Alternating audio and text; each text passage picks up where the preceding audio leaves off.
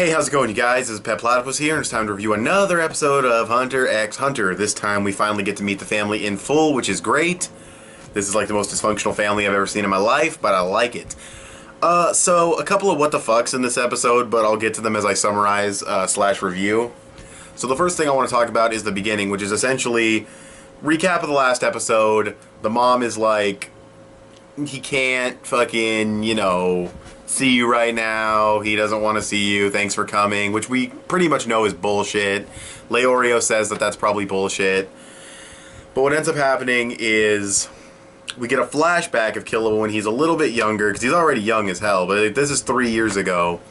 And we see, we find out the butler's name, Canary, and the whole time I'm thinking, why do we need to find this out? And we see her and she meets him, and we kind of see how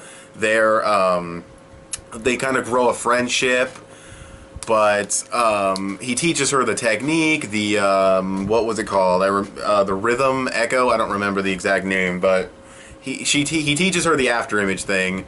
She does it. We see her actually fight the guys, because we saw before it foreshadowed the scene where she beat the shit out of that one dude who works for them now, and she beat the shit out of him and his entire group. And we actually got to see that in full, and it was well animated and nicely done. I liked it. We could see Mike again. He's cool. But yeah, the whole time I was thinking, she's dead now. Why the fuck does this even... Why do I care about this? She's already dead. I mean, yeah, it shows that she wanted to be friends with Killua, but what's the point?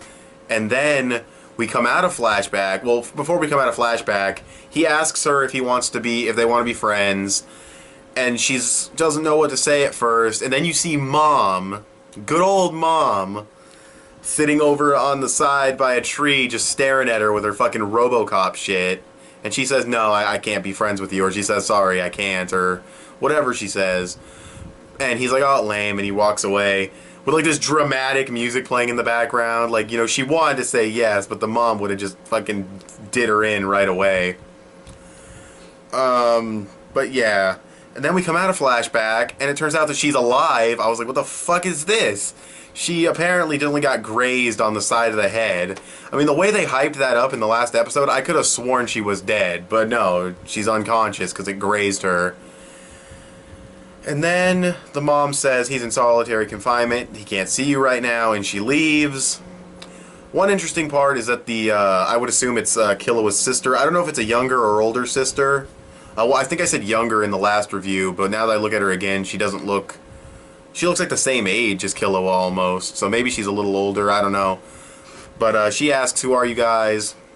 And they say Killua's friends, and she's kind of interested in that, I guess.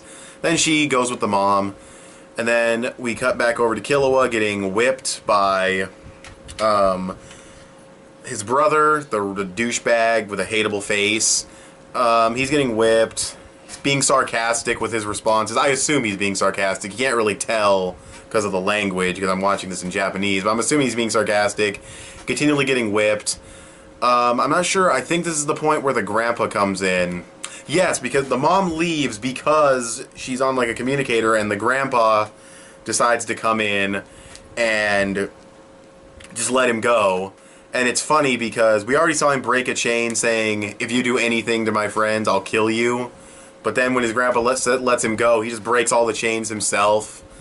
And he's like, oh, that kind of hurt. So, just disgusting freak of a fucking person. But, yeah, and the important thing about their grandpa is he's an old guy, and you know what that means. An old guy in a series is always going to be a badass. And he's part of this family of fucking freaks who are just amazingly powerful, where their butlers can take out, like, small armies and shit. But, yeah, so there's that. I'm trying to remember if anything else, if I skipped over. Let's see. There's the flashback. He talked to Illumi in the flashback, but that wasn't really anything important. The mom, the little sister or the older sister, I'm not sure which. They bail.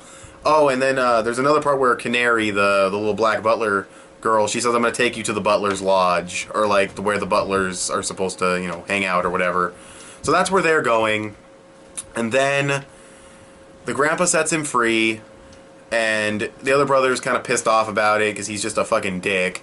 And he's talking about how, oh yeah, Killua, you know, he's a prodigy or whatever, but I could do so much better because he wants friends and shit. Like, friendship. That's how this family's attitude is. It's hilarious. And evil.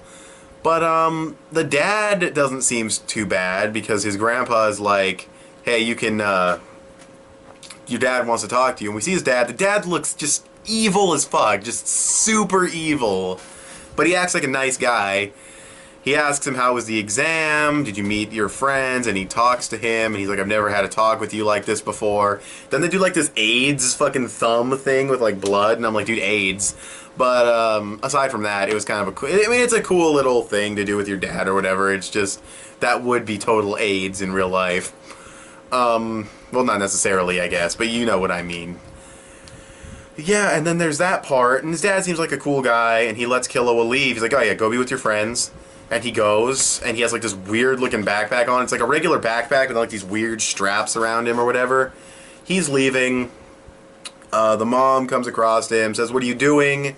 And he's like, I'm getting the fuck out of here. Fucking evil look on his face, because everyone in this family has an evil look at some point. And Killua just bails. And the mom argues with the dad about it. And he says, nah, he'll come back. He's my son. And he kind of has an evil expression. So I think he basically just said, yeah, you can go, you'll be back. He'll come crawling back.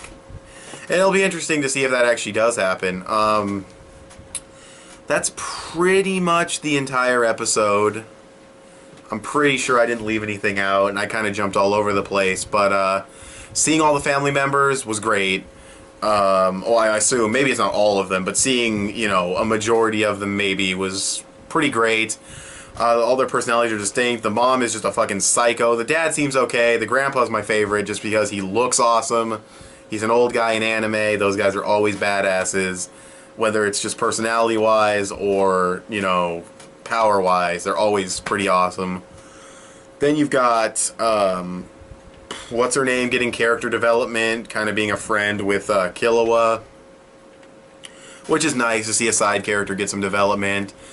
And, yeah, I mean, overall, I thought it was a pretty good episode. I don't know if I liked it as much as the last one, but I still liked it. And he let Killua go, and they're still on their way to the mansion, or at the very least, they're getting closer to the mansion. So we might see them meet up in the next episode. We'll have to wait and see. I don't know how much longer this arc's going to be, since they're not holding Killua captive anymore.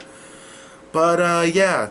I'm going to thank you guys for watching this video. Tell me what you guys thought in the comments below. I'm going to give this episode like a 7.5. Thanks for watching. I already said that. And comment below, right? I said that. And yeah, I guess I'll talk to you guys later. Bye.